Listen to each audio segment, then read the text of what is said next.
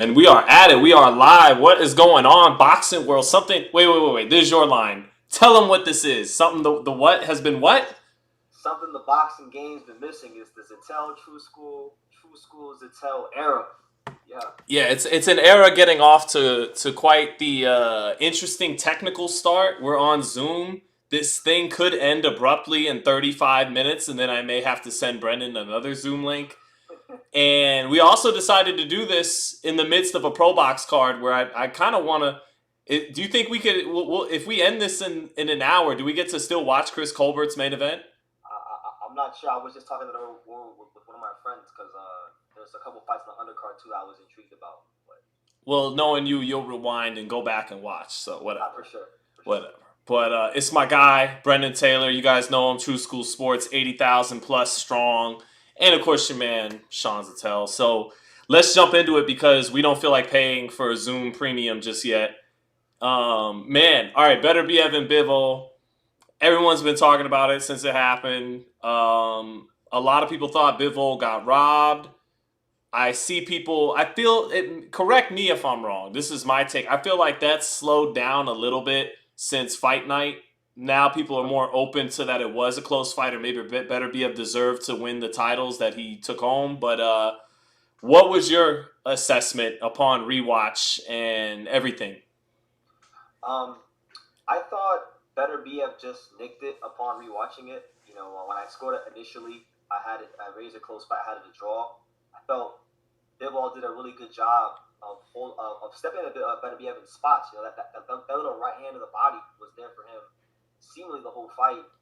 But ultimately, it was the heavy hands and the strength of Beterbiev that I thought was the difference. You know, because he's got that kind of power. Even if you're blocking the shots, you know, it'll still mess up your hands, as we saw in the picture of Bivol. I believe was it his thumb or his pinky, or was it that like one of his fingers was messed up. So I thought Beterbiev boxed a very patient fight. He did look, you know, like he lost a little step or two. I also think part of it too could have been the knee injury, but yeah, I mean, all in all, he had an off night and he still found a way to get it done. So great fighter. I agree. I think his age was already starting to show in that fight, and yet still pulled it out on the judges' card. When I went back and rewatched it, I have no problem with Beterbiev getting kind of the benefit of the doubt in a really close fight.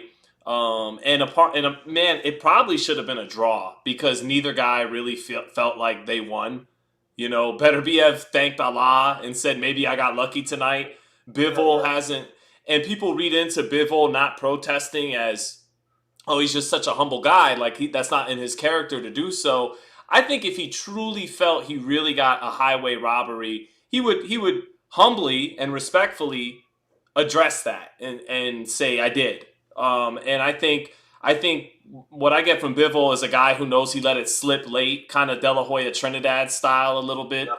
Even though I thought De La Hoya won that fight cleaner than you could argue, thinking Bivol beat Beterbiev, right? And another thing I want to get to with well, he blocked a lot of shot on the high guard, and I mean I said this on Sean's, and I said this talking to Raheem earlier in the week, but again, I had some people in my comments going, so now we just score aggression, and when Floyd Mayweather would fight or whomever, you know, you wouldn't score the fight that way. You wouldn't just give the first Marcos Maidana fight to Floyd Mayweather. But you know, I have a feeling you'll agree with this because we talk boxing all the time. But Floyd Mayweather landed at about a half dozen or so clean head snapping shots in most of the rounds he would be awarded, and whether it was with the shoulder roll or whether it was upper body movement, a lot of times he made guys miss clean and didn't overly rely on the head guard, on the high guard.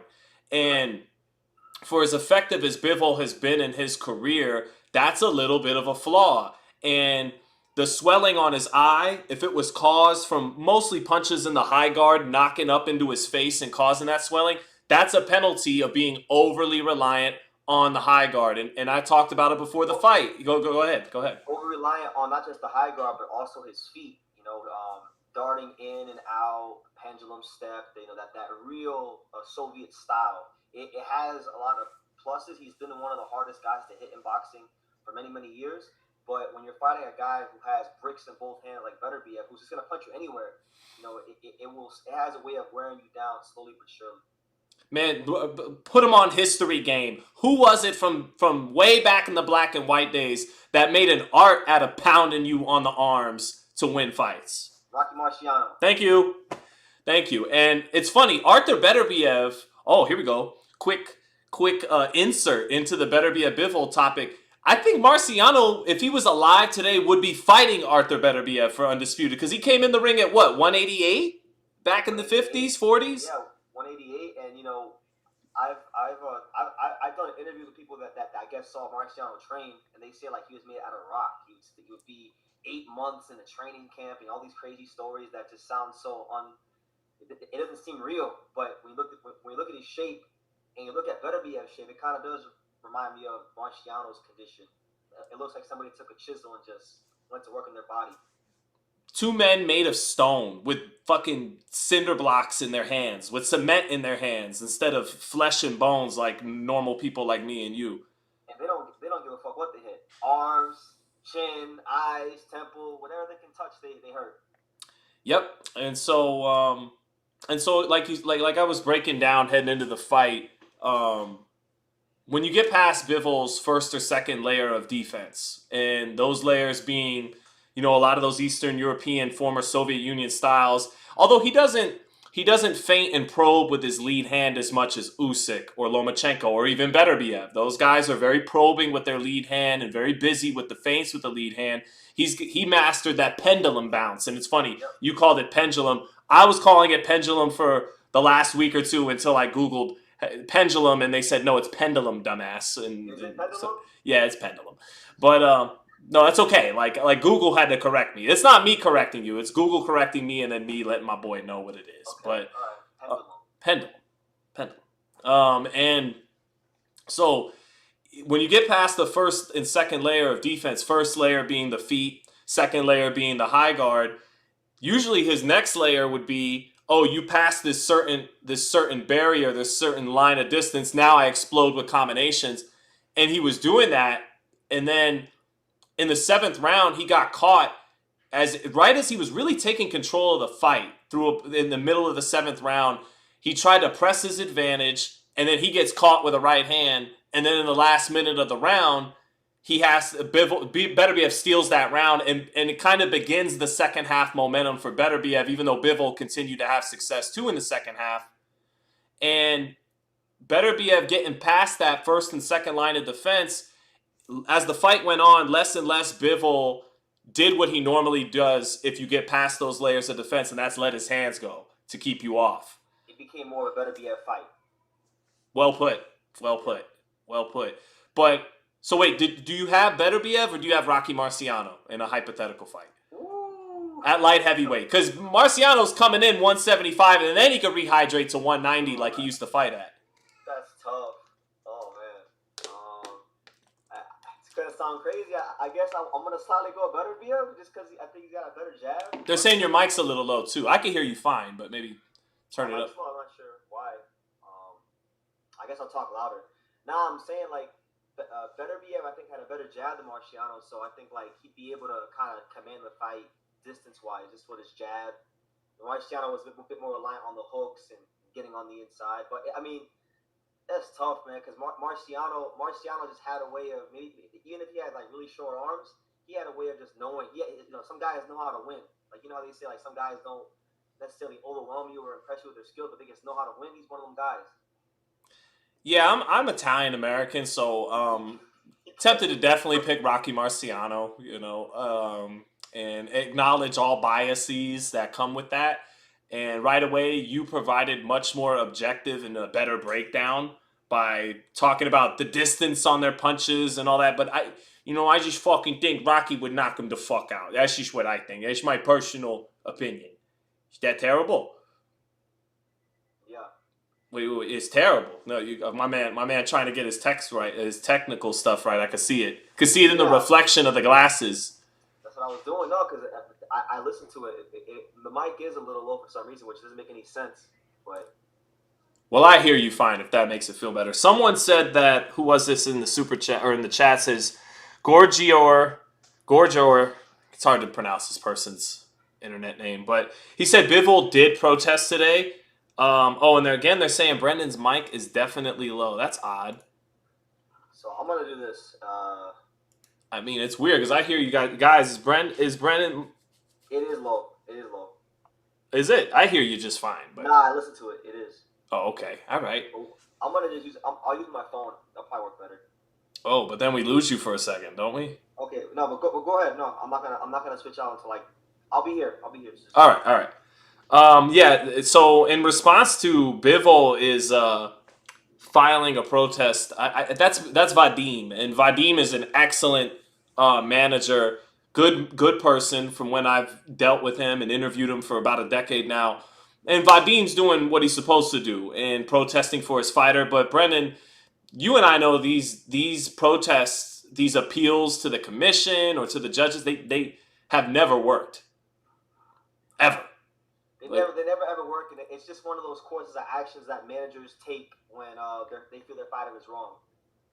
Yeah, and Vadim is one of the best managers in the game, so definitely respect him riding for his guy and Dmitry Bivol. But you and I and Vadim, in all likelihood, know that that's not really going to result in anything. The strongest thing a protest and an appeal of the decision could possibly do is influence people heading into a potential rematch, is have the officials and the people involved with the fight kind of on edge, kind of like, okay, we don't want to screw Bivol over if it's perceived by a large chunk of the world, the boxing world, that he was screwed over a first time around. So that's really the best that a protest could do, I would say. So it's just something you got to do as a manager. Otherwise, you look like a bad manager if you don't do it. Yeah, but ultimately, yeah, you know what? We could get, because I was going to say this for last, we get right to it. Would you rather see Beterbiev fight Bivol in a rematch, which I'm totally fine with? I get it. It was so close, it probably should have been a draw, but, or do you want to see him fight David Benavidez for the undisputed title? Huge if, Benavidez gets by Morel, which I think he will, but not a given. Nah, give me entertainment standpoint wise, give me Benavidez versus Beterbiev. That's the fight. I know me and you have spoken about for a number of years now. Bivol Beterbiev was a great fight, especially if you're into like the real subtleties of boxing. Great fight. Like great. It was not great. It was high level. You know, high level technical fight. That's what I mean. Yeah. In that regard, it was a really good fight. But it didn't really deliver those moments that you look for in these big, legacy defining fights.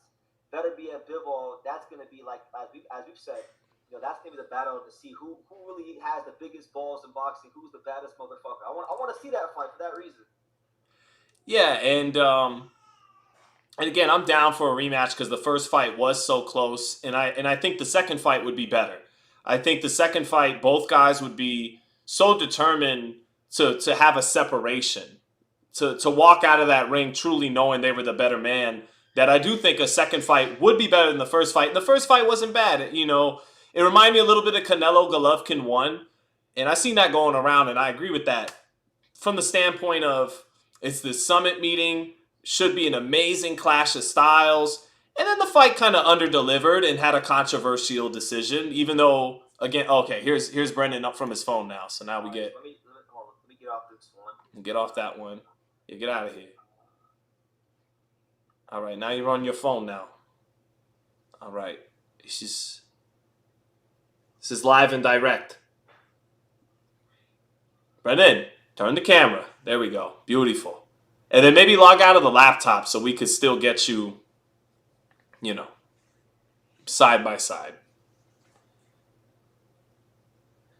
Gorjo says, PBC guys haven't been working with Uncle Turkey, so I don't know if Beterbiev versus Benavidez could actually happen. I'm with you. That'd be the toughest obstacle probably in the way.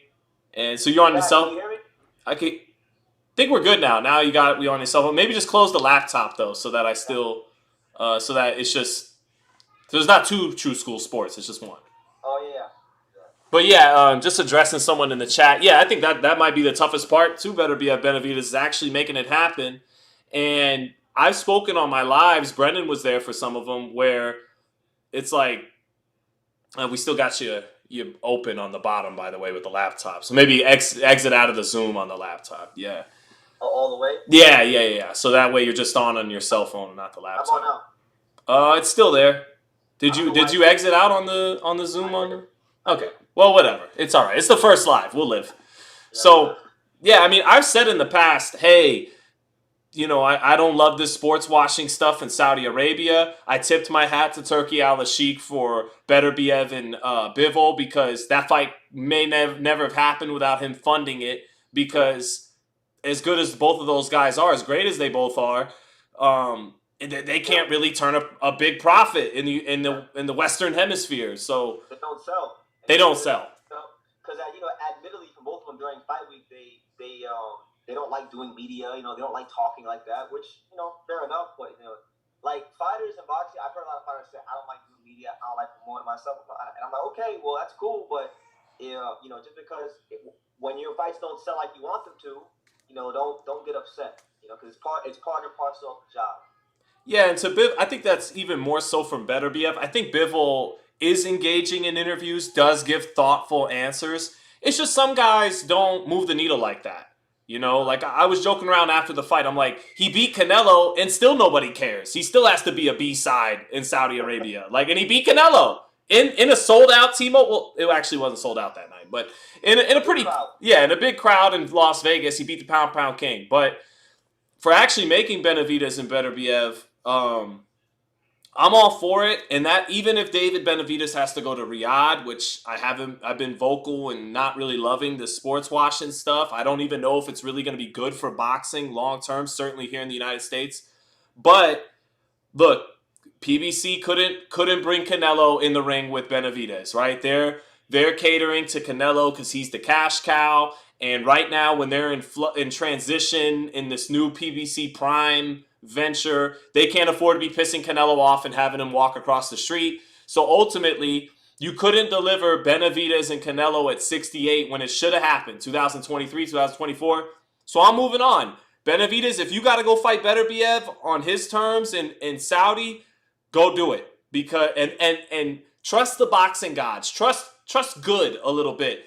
And if you do the right thing, and doing the right thing is challenging the top dog at 175, you might get Canelo at 75 in the long run anyways, right? Correct. So, correct. And in the fight, if he's able to beat Beterbiev, the fight's value is going to be even higher than it's ever been. So big time. And Canelo wants to be the greatest Mexican fighter of all time, no questions asked. You beat Benavidez to become undisputed at 75, done. You're good. It's over. Like Vince Carter, who just got in the Hall of Fame. It's over. Like he's, The dunk contest. Yes. Yeah, shout out to Vince. But everybody killed me for thinking Benavidez could win that fight. What do you say, Brendan Tate? I don't think it's crazy because Benavidez has hand speed. He's got youth on his side. Beterbiev did look old. For me personally, though, it's not crazy. I've always been adamant about Beterbiev winning that fight. I question it a lot more now because I know how can I fully trust a 40-year-old coming off surgery? How do I fully just have that same conviction I had? He's getting ready to fall off of a cliff any fight, and I would be led to believe that after finally accomplishing his goal of, as he says, becoming a good boxer, becoming the undisputed lightweight champion of the world. Apparently, he didn't. He after the fight, he still didn't say he was good. No, okay, yeah, fair enough. He's still not there yet. But subconsciously, I think the goal for him has always been to get all the belts. He's now done that. So there could also just be a bit of a letdown no matter who he fights, just because he's finally accomplished what he's been after for all these years. But it's hard. I still want to pick Beterbiev, but I don't trust it. So you know what? I'm gonna say wait and see, and we'll see what happens with Beterbiev and Romero. I want to wait and see with that. I think that's I know you got David because as history has shown us many times before, this is the natural order of things. Though the older guard gets old and fades out, the younger guard takes over. And he is definitely younger and close to his prime. For people who want to kick my ass for thinking 27-year-old Benavidez, who would be 28 by the time he'd fight a 40-year-old Artur Beterbiev, I just want to remind you, I'm picking a 28-year-old David Benavidez to beat a 40-year-old Artur Beterbiev. I'm not I don't think Beterbiev by the time they fight is truly even in his prime anymore. I liken it. I keep bringing up these two examples. I liken it to Canelo and Golovkin.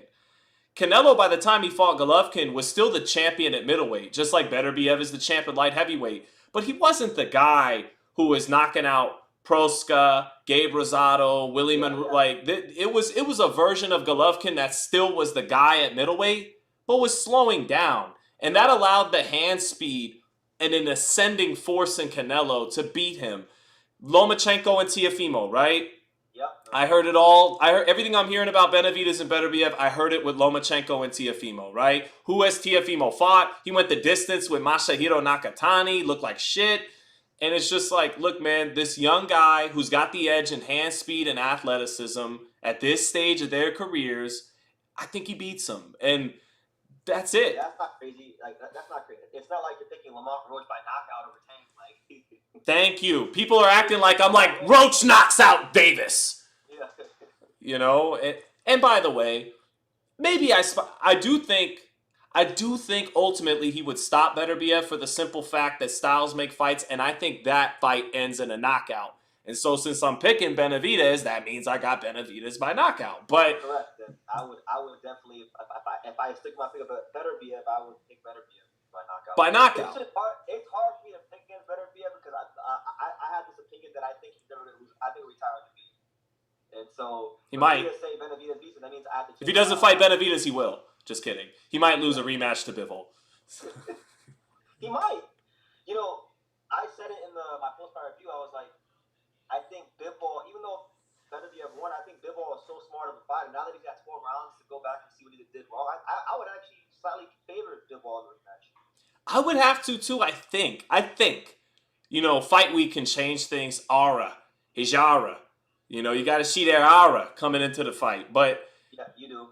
But I'm with you, bro. What have we been taught in age-old boxing philosophies?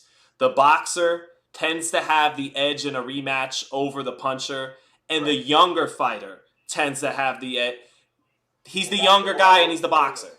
Yeah, that's Bivol in both scenarios. And truth be told, like I didn't like the handful of times Bivol did really step the Beterbiev. I didn't necessarily like the way he was reacting to some of those shots, like that, particularly that right hand of the body. Because he kept his hands really high. He kept really educated, high guard, not trying to get Bivol the straight right hand down the middle. And in doing that, the whole body was open. So I think if Bivol would have maybe focused on that punch a little more, he'd have a lot of success. He might even be able to hurt Beterbiev in the rematch. But that's just what I saw. I think his power got Beterbiev's respect. And then again, in that 7th round, it turned on him. He got hurt trying to exchange, trying to press his advantage. I think he believed he was gaining real control over Beterbiev, and then that right hand, like that. Yeah. And he's like, "Oh shit, never mind." He's like, back to boxing. That motherfucker's strong. Yeah. So, but basically, bro, I think Benavidez can sharp. If someone asked me to just sum it up very quickly, why I'd pick Benavidez over Beterbiev, I think he can sharpshoot him. I think he could punch in between his punches with Beterbiev pressing him, and his hand speed will allow him to sharpshoot him. And the power with Beterbiev coming forward will surprise him and hurt him, actually. And, yeah. My thing with Benavidez, from a technical standpoint, he would need to square up a lot less. He's made a habit of his career of squaring up. And, by doing that, you make yourself a bigger target. You can't make yourself a bigger target against Beterbiev with that short, very precise right hand. That's probably the main thing, like from a technical standpoint, I see as a flaw for him that he needs to tighten up on. But as me and you watched about a week or so ago, we rewatched his light heavyweight debut against Bostic, and he did show this slickness, this shifting that upper body. Shifting the upper body, punching off of it. Different guards, he wasn't the Benavidez. He wasn't the Mexican monster at 168, but it was a more refined, different Benavidez, and he didn't get credit for it at the time. But I would challenge anybody watching our live to go back and rewatch that Bostic fight with an open mind, and you'll see that Dave Benavidez actually did fight a really good fight against a guy that slowed down. He's not the Bostic from 2019, but still a competent professional, former lineal light heavyweight champion, and for all intents and purposes, he shut him out. Yeah, and Benavidez fading down the stretch of that fight a little bit can be fixed. It was his first fight at 75. He didn't have Memo. He'll have Memo going forward now. And, grow into the weight like Canelo did. Canelo went the distance. I know I've been saying this, but he went the distance with Chavez Jr. Kind of trying to survive. Well, really trying to survive. But Vazdik threw more, for sure, than Chavez Jr., but ultimately was fighting to get to the final bell. And you saw Canelo as he grew into 60 and 68, got better in moving up. And one more thing, and I'll close on this whole Benavidez Beterbiev talk. One thing that reminds me of Canelo Golovkin too is I remember back then a big talk about Canelo was he's flat-footed. He's flat-footed. He doesn't really cut off the ring, right? Same thing they're saying about Benavidez. When you fight an aggressive fighter, and I know Beterbiev can fight in all directions, but at the end of the day, he cooks his steak. He makes that money going forward, right? And when you're fighting an aggressive fighter, that flat-footedness a little bit, which I think is a little overstated. I think Benavidez's footwork certainly isn't the best. It's one of his weaker areas. But when it's a guy coming towards you, that's mitigated a little bit. Like Canelo, Guys coming towards you, it's not really so much about footwork as much as it is upper body movement. And he's got some of that. If the guy's closing the gap, then you need to make sure you're sharp up top. Exactly. That's why James Toney, who's sometimes against a Vasily Girov, like not really trying to move around a lot, you just lay there in the pocket and get his shit off. Correct. Yeah, and James Toney has a reputation for being what they would say a lazy fighter at times because his upper body movement was so good that he could stay in the pocket and he could counter you and abuse you in close quarters. So as long as Benavidez has his upper body on point, I give him a great shot to beat Beterbiev.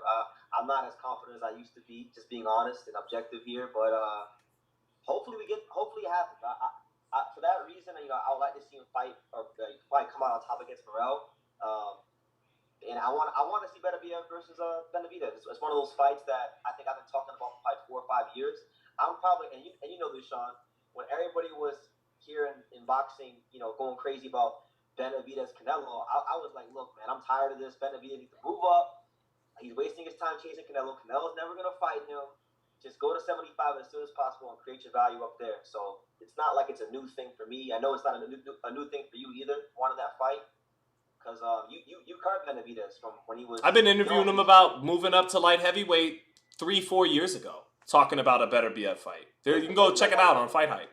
Isn't there one interview even longer than that ago? Like when you were in Big Bear, he's like super young, and he was talking about if I'm gonna be this great fighter that I think I am, I gotta beat a guy like him. Wasn't that longer than 4 years? This one, I think you're confusing the pre-Ronald Graville one from 2017 with the early 2021 up in Big Bear. I went up to Big Bear 2 or 3 times to talk to David back when he trained at Abel Sanchez's Summit, and the one I'm referencing is from early 2021 on Fight Hype. Okay. And the one you're talking about was back on Boxing Voice in 2017. Okay, that one, yeah, that's the one that I remember the most, just because it was so long ago, and he had his sights on Beterbiev back then. Well, I want to quickly get to a super chat from Mark Contreras. My guy says, "Who has Benavidez beaten? That was a power puncher." Anthony Durrell had pop at 68, had some nice knockouts. 68 was older by the time Benavidez fought him. Same thing with Vazdik. In his day, a very good power in the right hand.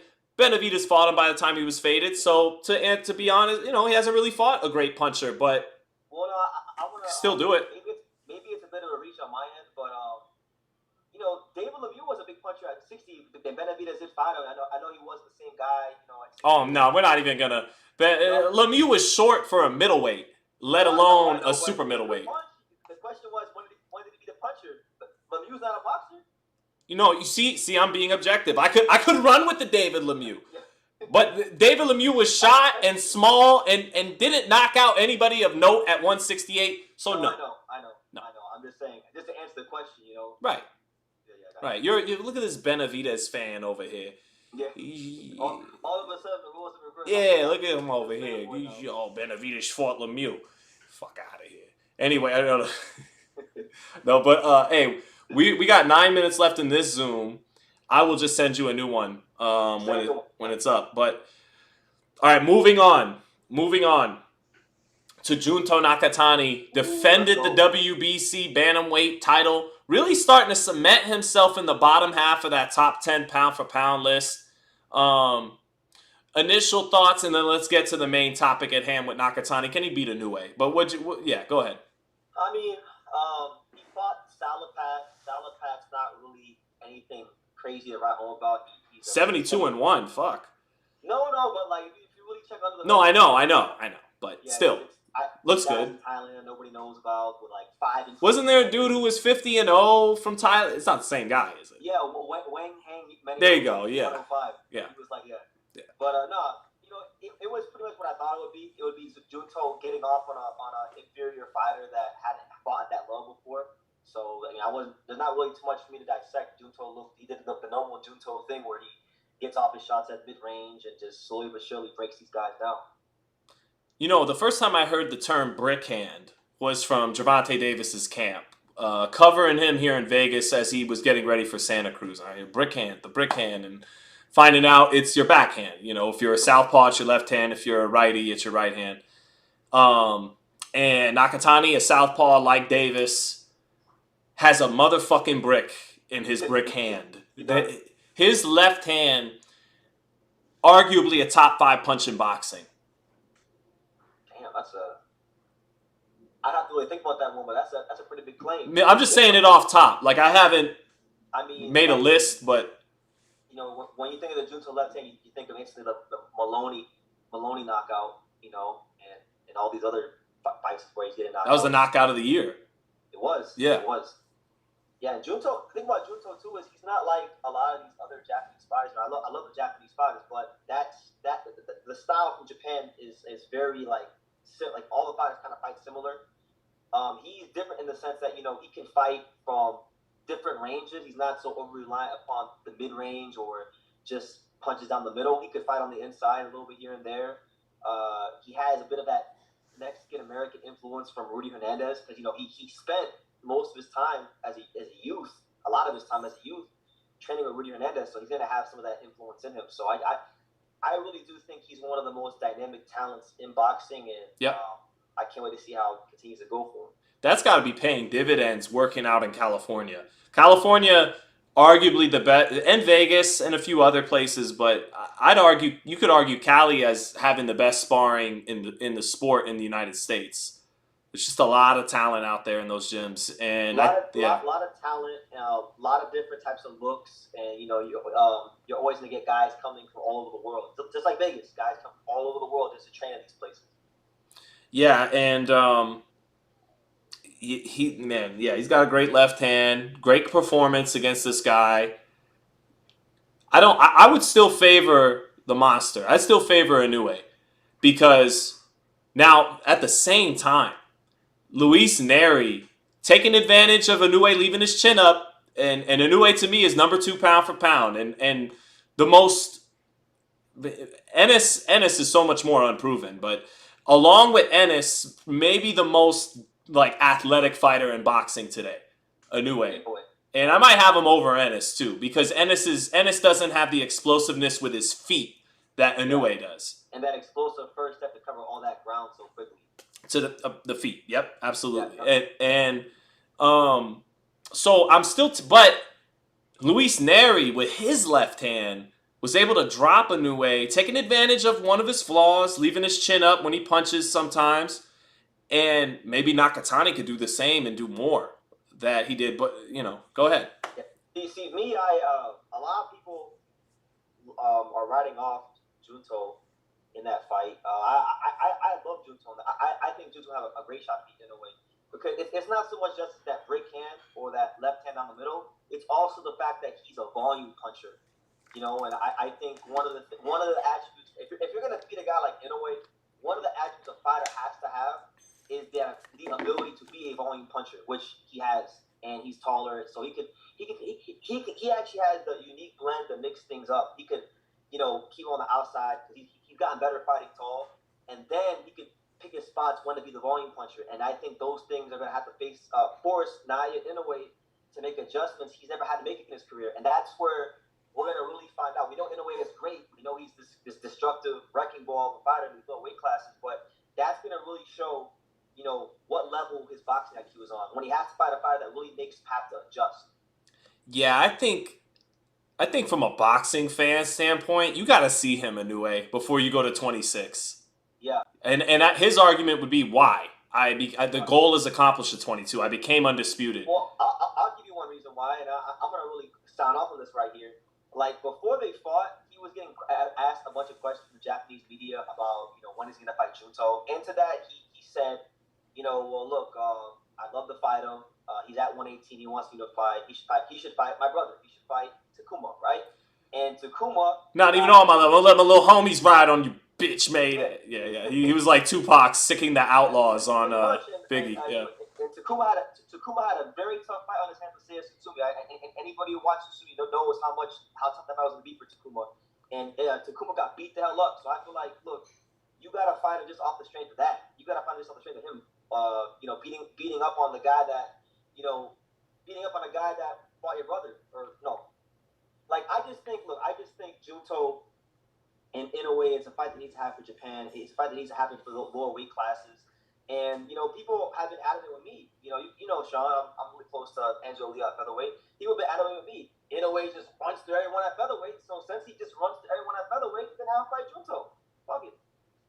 Yeah, I mean, I'm not a master of Japanese boxing history.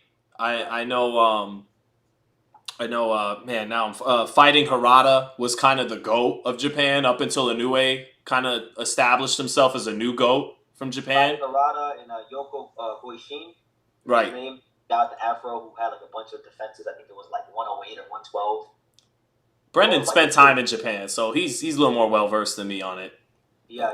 So those are the two guys that you always hear about.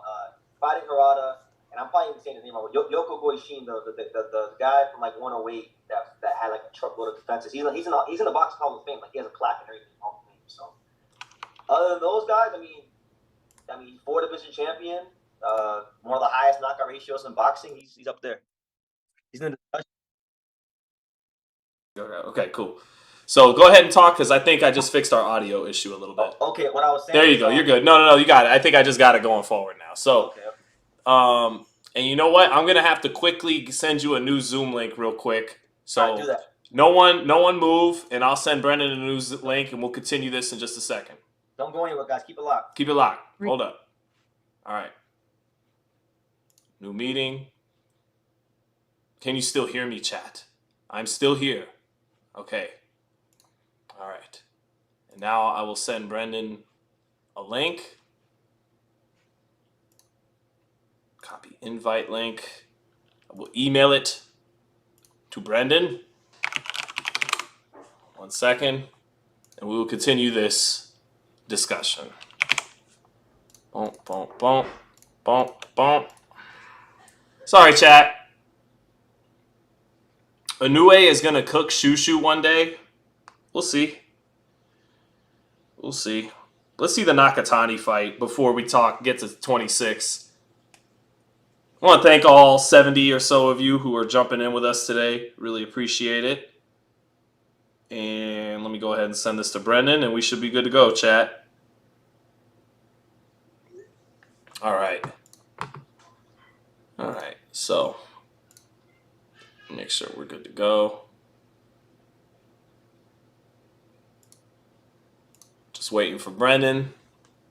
Junto versus Bam. That'd be a great fight too, but what's up, Rapstar Boxing Knowledge? Thank you. Glenn Chaos, what's going on? Molly Mall, what's good? Santino Carmona, Lee Zip, Jim McEvan, everybody. Bam. I do wonder if Bam's size would be a little bit of an issue against Nakatani. Nakatani got a good bit of height on him. Almost a half foot. And Bam, if he could get inside, could handle his business. But I don't know, man. I don't know. I'd have to really sink my teeth into that fight, break it down. Just waiting to get Brendan back on. Mark Contreras, thanks again, man, for the super chat earlier. VPN Anonymous, still ridiculous. What'd he say? Beterbiev has been out of his prime for at least 3 years now, but it's still ridiculous. I really don't think it's ridiculous.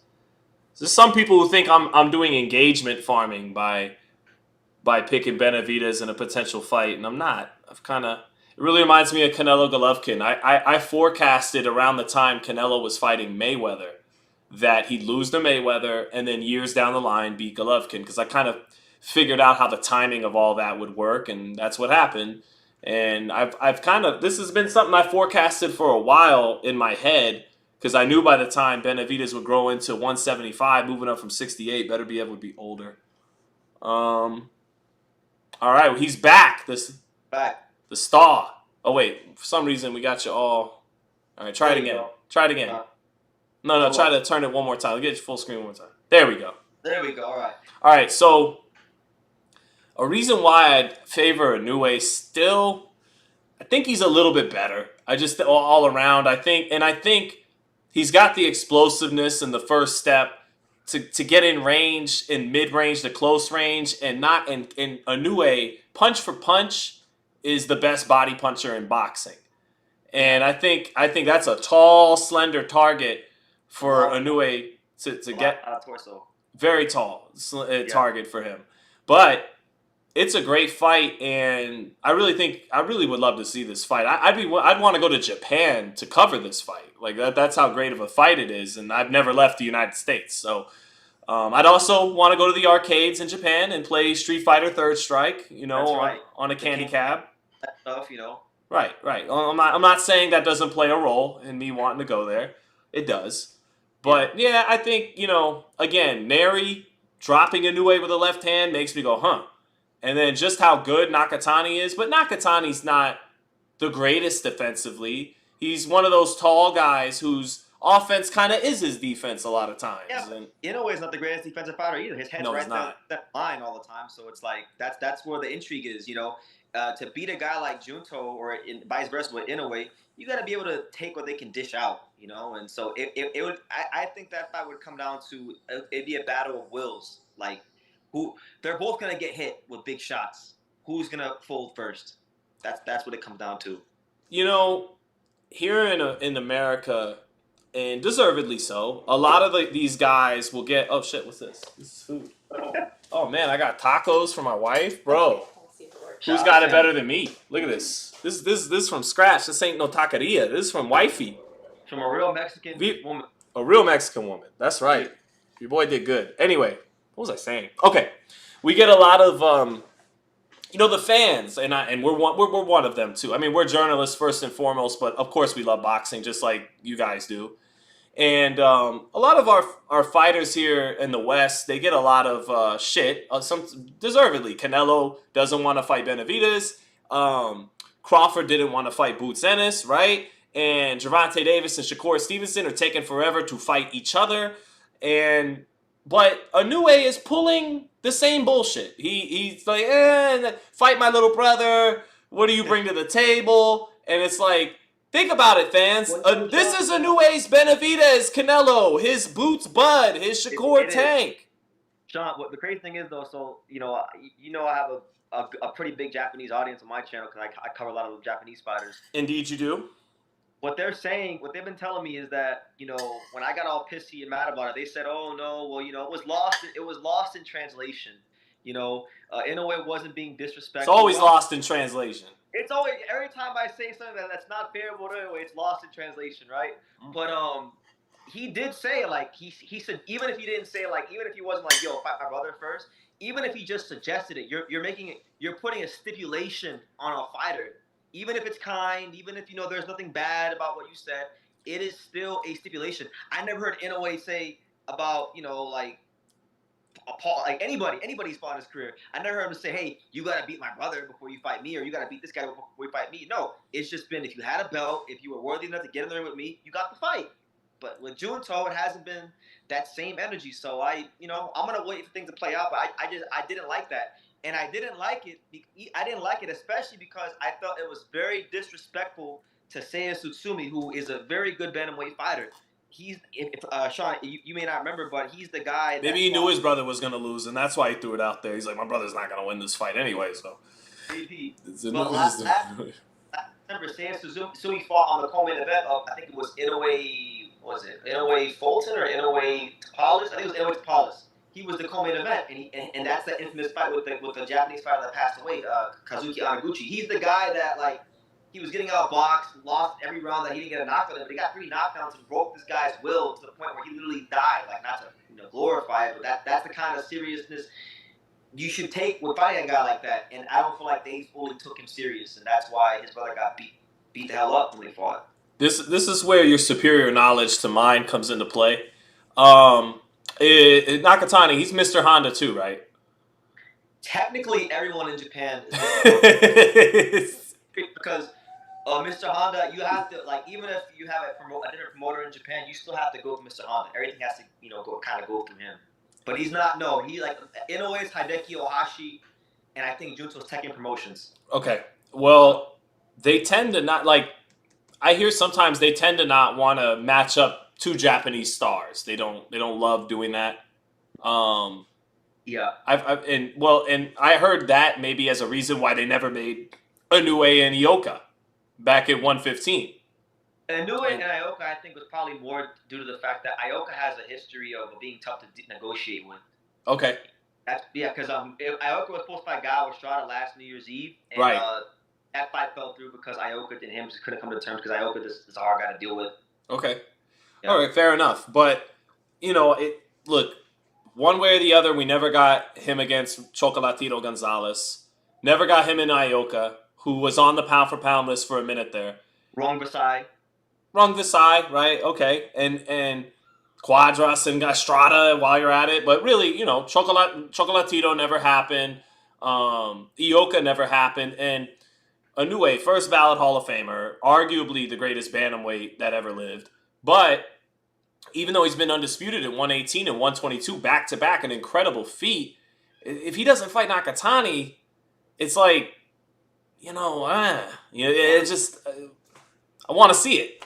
The way I look at it, right? The way I look at it is, Inoue is such a dominant fighter that, he makes these good fighters look like nobodies. Guys that are legit champions look like nobodies many, many times. The one division he's fought in his whole career that had real smoke, like guys where you'd be like, damn, I don't know if he won that one, was 115. And for whatever the case may be, some people say it was the opponent, some people say it was Inoue. Whatever the case may be, the reality is he never fought those guys, right? And he's fought in 2 weight classes where, it hasn't been the stiffest competition. Let's just be honest. Nakatani, to me, represents, along with, him fighting big guys at featherweight, it represents now his chance to kind of like, I don't want to say redeem himself, but, maybe fight some better competition, because that's the knock on him.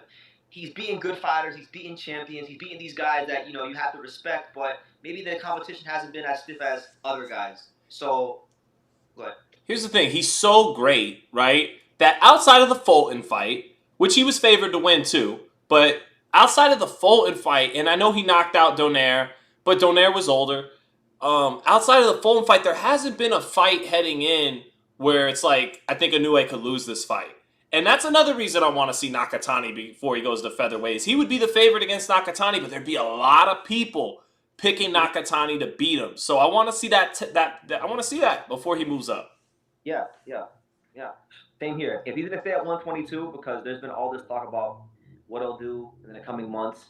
I don't really care for like Mirjan Akhmadaliev. Mirjan kind of pissed his Inoue fight away through his actions and decisions. Yeah, we had people in the chat want to ask us about that, about him fighting, Mirjan Akhmadaliev. But I would love to talk about that.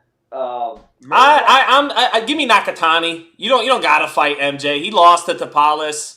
Well, no, even without Tapales, I mean, before the Tapales fight even happened, he won a narrow decision against Danny Armand. Never gave him a rematch.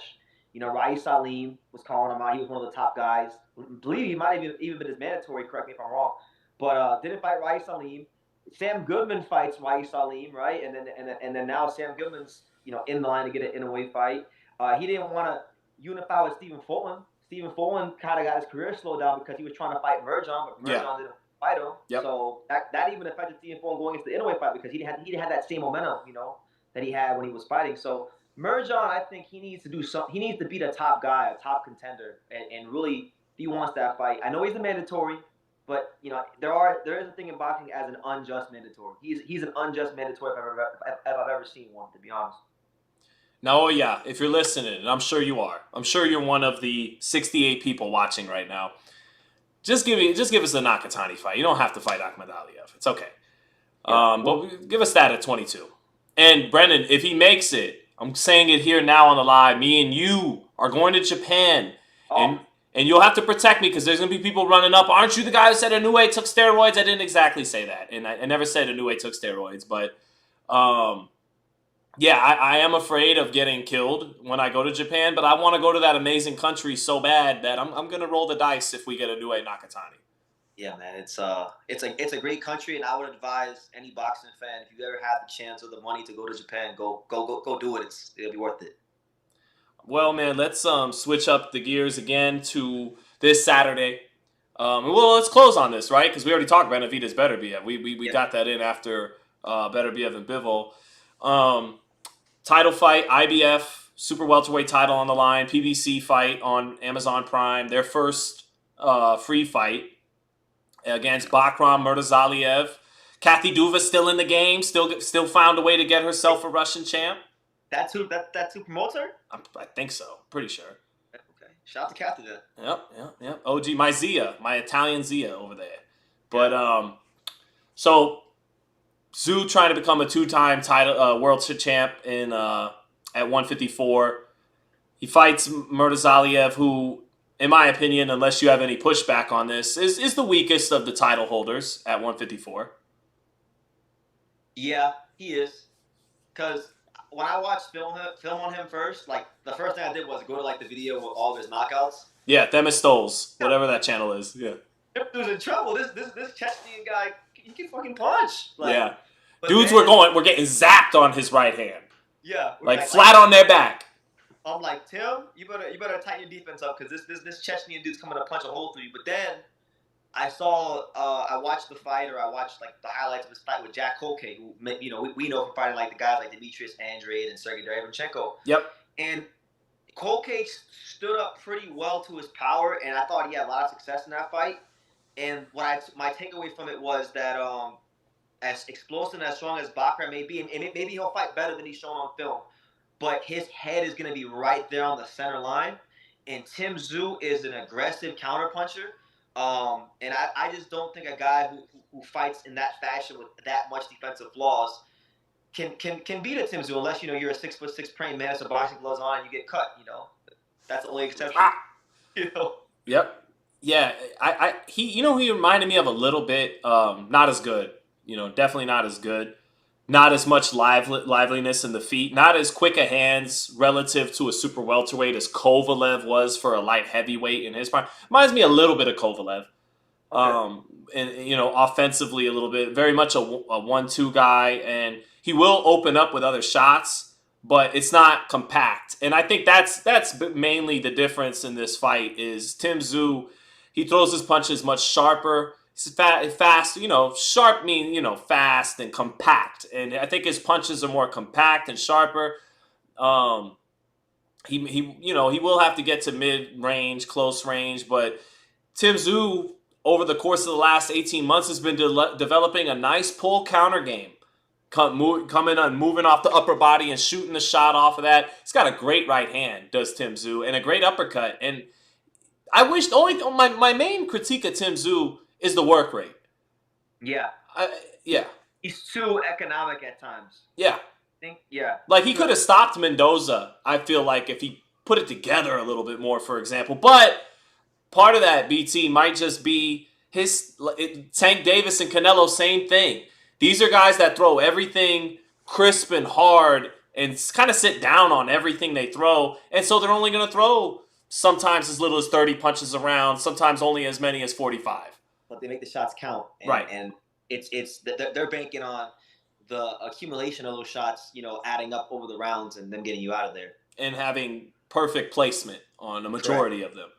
Yeah, and I think he'll stop Bakram inside of 9 rounds. Inside of 9 rounds, I think Bakram is gonna make way too many mistakes. His head's gonna be right there. That pull counter you talked about, that's a punch I think is gonna land quite a few times. But at the same time, Tim is no defensive like wizard either. He Yeah, can he get gets hit. hit. He's And gonna get hit in this fight.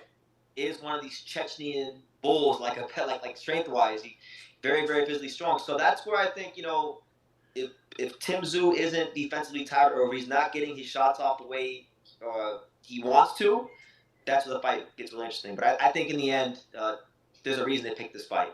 There's a reason they're going this route. His manager Glenn Jennings, smart guy, managed Costa. Good guy. Good guy. One of the genuine good guys in boxing. Yep. He managed Kasazu his whole career, and he knows a thing or two about this boxing. So there's a specific reason why they picked Bakram, and I think it'll be a very fun fight for the fans while it lasts. So you mentioned Tszyu does get hit, right? And he will get hit in this fight. Big issue for Bakram Murtazaliev is he has a really good chin. Yeah. So he'll be might be able to weather the storm. You think? Absolutely. I think he can withstand whatever's coming his way, and I think I like your pick by about round 8, 9, 10. I just think the accumulation of the accurate shots, Tszyu's best punches, his uppercut, his right hand up top, those both being up top, and his left hook to the body. That's his bread and butter offense. He has a left hook up top, but that's his bread and butter is his right hand. The straight right hand off the pull now. He's incorporated it off the pull. He's got a great uppercut up top. And he's got a great left hook to the body. So those are the shots I think you see primarily from him once he breaks the sweat, gets into his rhythm. And, man, the main question... Go ahead. You look like you got something to add. What I wanted to say was I'm really... we talked about it at his media workout. He grew up around a dad who mastered the Soviet style, comes from that, Soviet background. And this is his first time fighting, an Eastern Bloc Soviet fighter. So I'm really intrigued to see what the adjustment period is going to be. He's got his dad training with him at time. Well, not full time, but he's had his dad for the first time ever get his hands on him for this camp. Yeah, give him real input in his career because his dad been mom just quiet his whole career. So it's good to see. I have a theory on why Costa finally linked up with Tim. Yeah, go ahead. I think it's so when De La Hoya lost to Trinidad, he had been fighting his whole career to get his father's respect and recognition in part, right?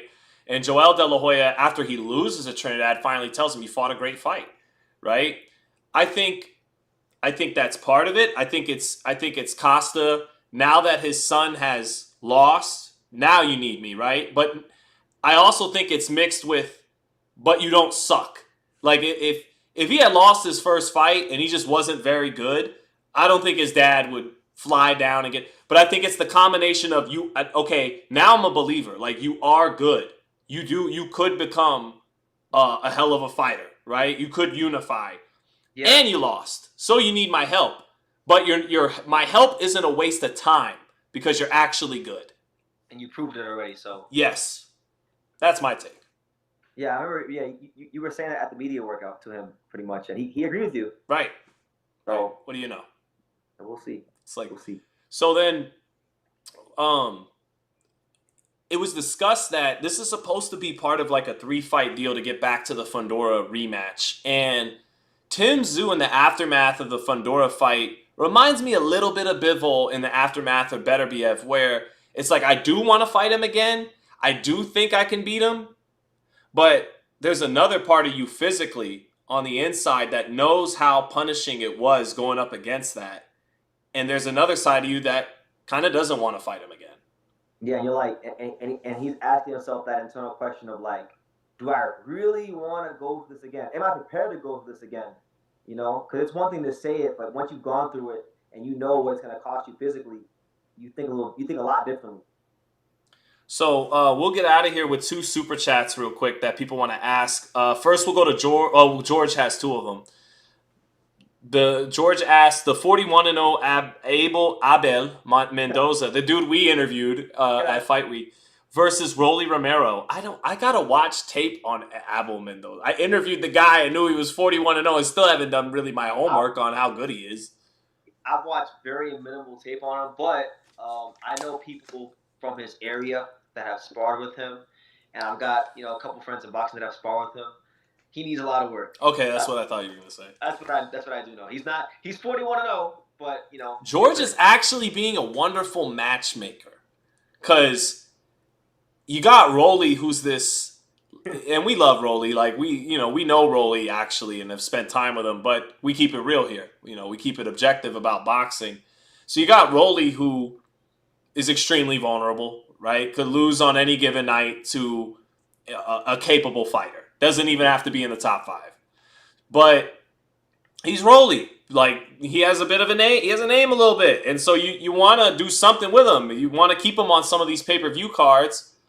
Put him in against 41-0 Abel Mendoza. Move him up to 140. And Rolly can say, I beat a... Do you know how much Rolly would talk if he beat a guy who was 41-0?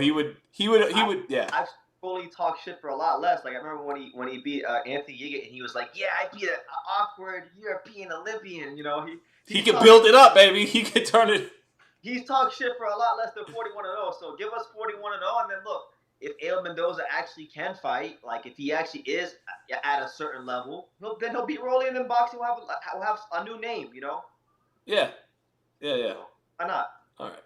Yeah. All right, and then I held back there.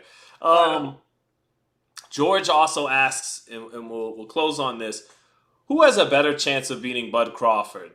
Tszyu or Jaron Ennis? It's a good question.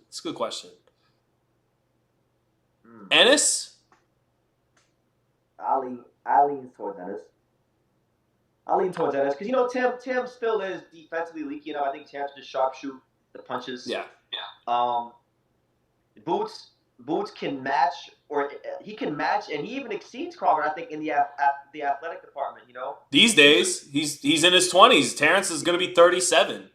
He's the only fighter I can think of, ever, that's been in either fought Crawford or been in the running for a car fight where I say, you know what, he might be more athletic than Terrence Crawford. He may, and that's the intrigue of the fight, and that's why it really frustrates me as someone who has loved Terrence Crawford for now, 10 years. I've been a Terrence Crawford fan since 2014.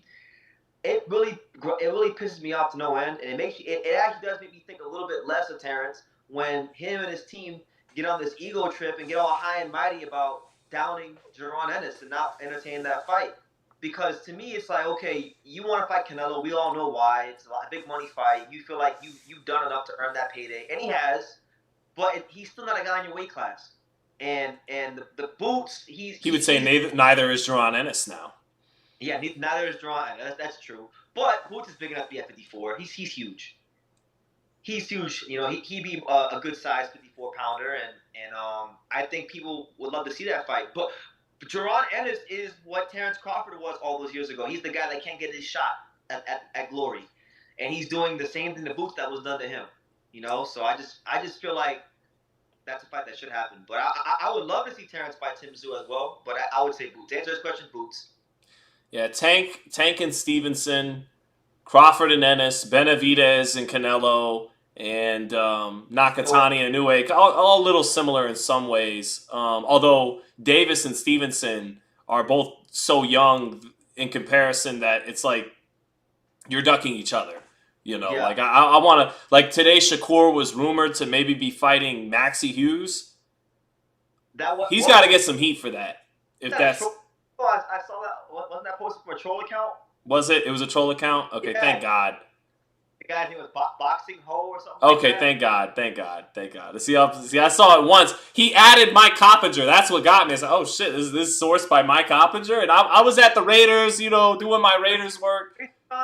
Boxing matchmaking has been so like. It's he was gonna fight Joe Cordina. Like it's believable. Like. And we've seen crazier things in boxing than someone fighting Maxie Hughes. So it's like it's not crazy. It sounds believable, like a safe fight. Yeah.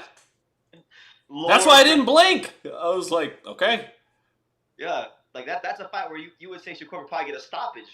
I should have known though, because what Zepeda did to him, it was like, okay, this can't happen. But but boxing matchmaking is so like guys will fight each other, so that they always do these comparative matchups, so they can say, oh well, I did this and you didn't do that. Like right. Well, you're not going to be able to top what Zepeda did to him, so that'd be a fruitless exercise. Correct. You might fuck around and go the distance with him because styles make fights. Everyone will be like, damn, Shakur really is not that good. He's a can. And I think he'd beat Zepeda, but Yeah. I gave Zepeda more of a shot until I continued to break down tape, and just defensively, man, he just don't really get out of the way much at all. And I know he can overwhelm you like an avalanche with his work rate.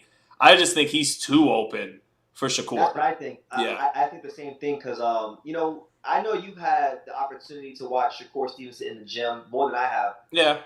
And I've seen Shakur in the gym here and there. And, he can, when the opponent does call for it, he can fight in the pocket if he's forced to.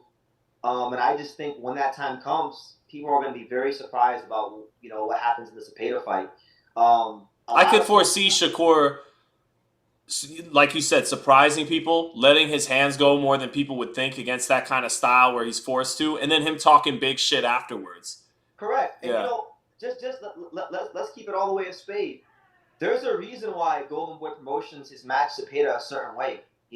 Think about the guys he's been fighting. Maxie Hughes, now Tevin Farmer. These guys that Southpaws. Southpaws that are very, they don't punch that hard, so they're gonna make him look good. And they're not really putting him in there. They're not putting him in there with boxers, guys that could move and counter punch and those kind of things. He's not fighting that style. Someone real quick said, would Tim's right do more damage than Madrimov? Yeah, I think he hits harder than Madrimov. Yeah, he definitely hits harder. But he doesn't have Madrimov's foot feints and lead hand busyness. Yeah, he doesn't have even though I would probably pick Tim to beat Madrimov head to head though. But decision or stoppage? Decision. Decision. Yeah. But just to close the thoughts on Ennis and Crawford, the original question. The shame in that fight should have happened for Undisputed at 147. To where, like I've moved on from Canelo Benavidez for the time being. I'm like, Benavidez, go, let's see the Beterbiev fight. Fuck the Canelo fight, 68. Expiration date passed.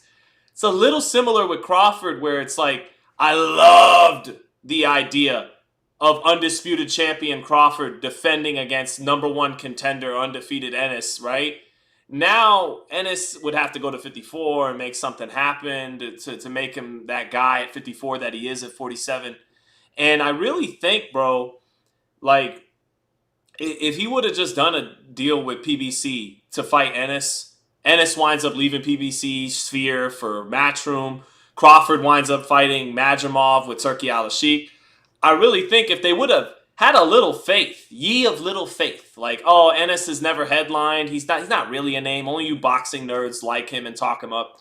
I really think, bro, if Crawford would have got in the ring sooner than almost a year, like he tends to do these days, take almost a year off before he winds up fighting again, I think if he would have turned around in 6 or 7 months and fought Ennis in America on a pay-per-view, I think that would have surprised him a little bit in how many. I think it would have sold. I mean, it wouldn't have been a million pay-per-view buys, but I think they could have fucked around and got 400,000 or 500,000. They would have turned over a profit, I think. Yeah, I think people. Because enough people believe in Jerron Ennis. He's dynamic enough of a talent to people say, you know what? I don't know if Crawford's gonna win this fight. I'm taking the young bull. Yeah, from Philadelphia. Who has he beat? Eye test. Yeah. Eye test. He hasn't beat anybody, then just fight him and beat him. No? Right. So it's a shame. I don't think we ever get that fight, and I think that fight's sexiness, a lot of it was squeezed out at 154 pounds now. It was, and like I said, man, it really has rubbed me the wrong way. Like when I've been in media scrums and I've asked Bomac about not even Boots fighting Crawford. Like I asked him one time, like, do you at least think he's the second best welterweight in the world behind Crawford? And he's like, I'm not answering that question. I'm done. We took over the division. This, that, and the third. I'm like, okay, you say so. So yeah, man, they all do it. Inoue's doing it to Nakatani. Canelo did it to Benavidez. Crawford did it to Ennis, and now Tank and Shakur doing it to each other. So on we go. But and that's what we're here. We're here to try to move the needle in the right direction. We're here to give you guys the large picture and just provide a little honesty in boxing, because it's like a lot of times I feel like in boxing media, no disrespect to anybody, our colleagues, but people are afraid to be honest and just call it for what it is. That's what it is. It's not always easy. I you know, I even will, but Well, it's I'm not, I'm right? doing It's it. not, I'm Sean, doing it. right? It's not easy because I just moved to Vegas, so I'm just now really like I've come to Vegas here and there over the years, but you've been going to these fights all the time. You got to see these guys, so it's not easy to always say certain things because you got to go see these guys because they're Yeah, fighting but I've weeks. So gotten you're getting better at really it. I've began to just stand on the truth and let the chips fall where they may. You know. correct, and a lot of them wind up respecting you because of that. Like look at Tank Davis on Twitter. He gave you massive props, or like in my case, the run-ins I've had with Hitchens and Raymond Ford, so it all works out in the end. Yeah, and I even think Canelo on a level. I would like to think, I could be wrong. You could just hate me, but I don't think Canelo is the type to hate a reporter because he's so mature and that he's beyond that. He understands it's just a job, and yeah. But I actually would like to think he actually probably does respect me on some level. And because I think if he didn't, he'd throw a little something more my way, and he always answers my questions like a gentleman. So I think that speaks to his character, that he's a good man. But yeah, man, I think you got a slight echo, and that's on my fault. I got to figure this out. But Jairo Gonzalez says, I thought you were a Colbert fan. Hey, we are Colbert fans, and we're gonna go watch that fight now. So everyone, have a good night. Thank you, Brendan, for joining me. Thanks for having me. All right, man. Hey, we love y'all for tuning in. You guys are the shit for tuning in to us. Everyone take care, and we'll be back at it at the latest next week. We'll be doing this a lot more often. So there's been a long time coming. Yeah, I've been trying to get it done with Sean for a while now, so I'm glad we finally went ahead and got it done. It's been a long time coming, but I know Sean and BT are going to go live. That's right. Oh, yes, they will. All right. Later, bro. All right. Peace.